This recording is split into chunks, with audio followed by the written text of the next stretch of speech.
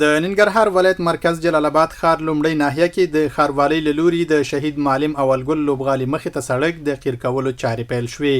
د جلالاباد ښاروالۍ مرستیال مولوي محمد اسحاق سعید وایي په دغه پروژه شاوخوا 8 میلیونه افغانۍ لګښت راځي چې د ښاروالۍ له داخلي عوایدو ورکول کیږي. دغه پروژه تقریبا 800 متره طول لري او تقریبا 12 متر عرض لري چې د اول دغه ساحه اول ناحیه پورې مربوط ده. د معلم صاحب اولګل لوبغاړي مخ ته سړک ده چې عمومي د بیسودو له پل سره په نښلونکي سړک ده. نو دغه سړک تقریبا د 8 میلیونو په لګښت باندې دغه رویکشي نن په اول ناحیه کې تطبیقیږي. سعید وایي سږکال د جلالاباد ښار ټولو ناحیو کې د ښاروالۍ له داخلي عوایدو 15 پروژې عملي کیږي چې همدغه پروژه هم له یادې ډلې ده.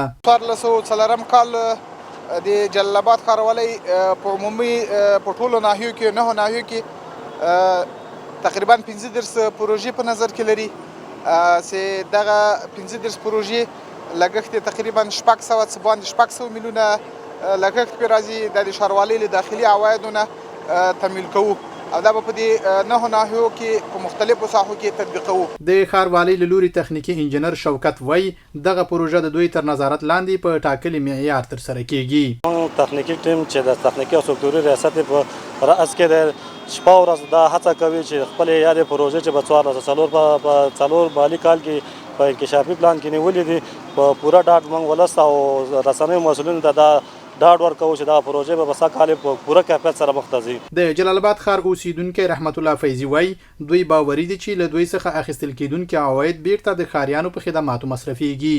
موږ د ښاروالۍ نه نور غوښتنه لرو چې وروره د ښار ښکلا لږ برابره کړي ځکه دا د ښار ګڼه ګوڼه ډېره زیاته ده. دومره ګڼه ګوڼه ده چې د 15 ولایتونو دلته خلک ژوند کوي. په ټوله کې د جلالاباد ښاروالۍ سره همکاري موسسې هم شته چې د ښار په بیلابیلو ناحیو کې پروژې تطبیق کوي.